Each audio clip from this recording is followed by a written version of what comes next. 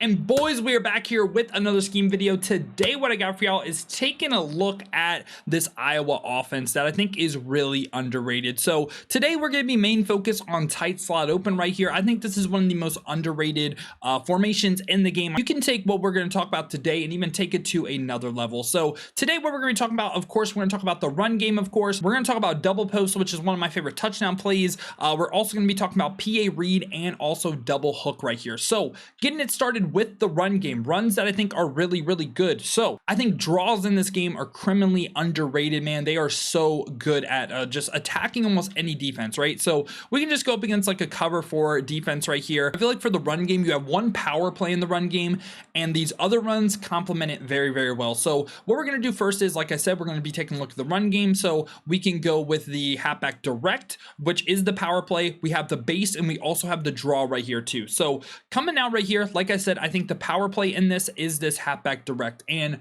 I think you want to run this to the wide side of the field, and pretty much every time what you can do is you can go ahead and motion this tight end over, and essentially this just makes the blocking really good. Like, do you see right here, we kind of have a convoy out in front. You make someone miss. Caleb Johnson and Regs is a beast. So yeah, I think you see the vision right there, okay? And what some people will start to do is, if you really start attacking them with this, is they can like shift over, potentially use our safety too. What I like to do right here is, if they do something like this, is potentially run the halfback draw or also the quick base as well. The quick base is actually really cool because if you go ahead and motion over right here, a lot of times if they're in like man coverage or something, someone will follow. Like, we can use Williams as an example right here, which if they are in man and you now run the quick base, now you have really good numbers on this side of the field right here, as long as you can avoid like the shed on the right side of the field. And draw is kind of just like a mix in. If you are passing the ball effectively too, I just think it's a good run. So kind of like a slight little overview of the run game. The halfback direct though is a power play. Like, that should be one of the most called plays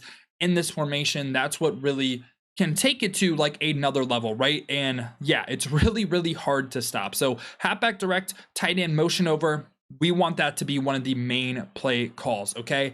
Now, on top of that, like I said, we have a couple other plays that I do want to talk about too. We have double hook wheel, which is a great base play, and we also have double post as well, okay? And we're going to start out with probably the one you'll call the least, which is kind of funny. It's going to be double post. So for me, double post is essentially a cover 3 and a cover 4 touchdown, because I just really like having that potentially in the arsenal, right? So we can come out and say cover 3 sky right here. Depending on what I call, you can really call this formation like the middle of the field. It's pretty balanced. Like, the corner route on the right side of the field is cool. Like, it doesn't really matter what side you call this, but all I like to do right here is come back our B receiver. And what we're going to do right here is, obviously you're going to need time for this, so we're just going to spy off the D line. I just want to show that it does pull that third down.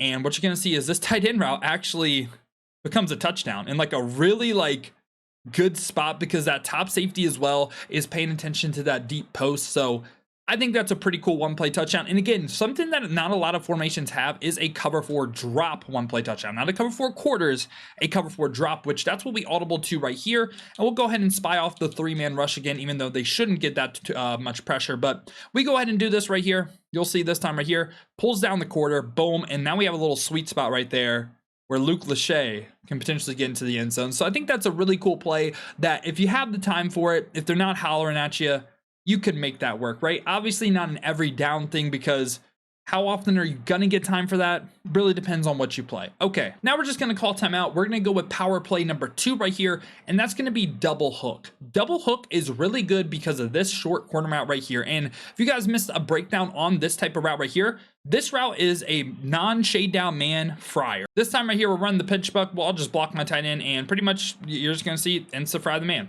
Boom, boom. If you don't see shade down man, that's a touchdown. So essentially what we can do right here is make a man beating play that'll beat shade down man and also non-shade down man. So what I like to do right here is streak my tight end.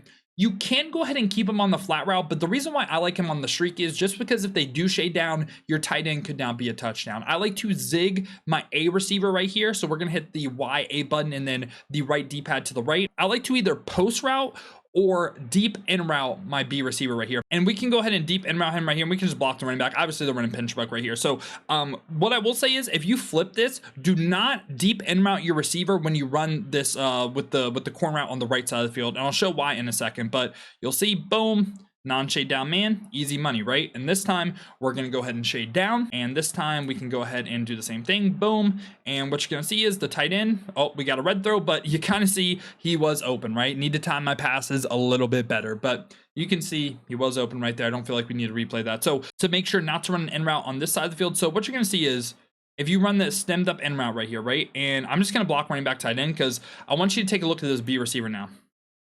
See how deep he just ran? It still did beat the man coverage, which you can kind of take advantage of that because it is a sharp corner route, and it saved you an adjustment if you're in like a 3rd and 20 or like a 3rd and 15. Can be cool with that, but you don't really want that on like a down the down basis. So just be aware of that. And again, what you can do is you can just run a post, or you can run a crosser as well, okay? Or you can just curl him as well, and we could do something like this right here. You just basically when this when the red route right here is on the right side of the field, you don't want to stem your outside receiver. And what you could do is you could even like motion. You can create some other things right here if you are running on the right side of the field. But for right now, that's what we're doing. So yeah. Really, besides that, like I said, I think this play is really good because of the what's called the X route. Another thing we can do is kind of run like a PA snag type of play versus zone, just to catch the opponent off guard a little bit with this play. And what I like to do for that is this is good versus zone as well, I should say too. Like that's just, again, that's a power play like that right there. That's how I like to run double hook power play. Right here, what we can do is we can drag we can streak our tight end, we can post or deep crosser our X receiver right here, and we can leave our running back on this weird little route that's going to curl up field. So this is essentially trying to attack the middle of the field with like the B receiver and put the user in conflict, whether they want a user underneath to guard A or B, or if they want to go ahead and take away the deep crosser, right? So like right here, drag underneath, boom, you know, like that's pretty much that type of play. If you ran normal Y off close at all, that's what we're trying to do. So really besides that, your other like great play in this is PA read. And PA read right here is your meta beater, I guess I would say, whether you're playing like 11 quick jumps on defense. I know not 11, but you know what I mean. This is the best blocking you'll get in this formation, and you can really get super customizable because you have some pretty cool routes. Like, I mean, you have a stock fade right here on B, and some things you can do that are actually like, again, kind of interesting is something like streak and then wheel route right here. And if we just do like, I don't know, you could really get, again, super customizable on the backside right here. Does this kind of look a little bit familiar? It's a little bit like Y-Sail. And if we run like, this can actually one play cover 3 if you have a platinum takeoff player right here. I don't believe we have platinum takeoff, but the B receiver actually does get open. And also that like running back route, the wheel, can do a good job versus like some zones as well. But that's just one that you need the plat takeoff. Obviously, Iowa doesn't have plat takeoff.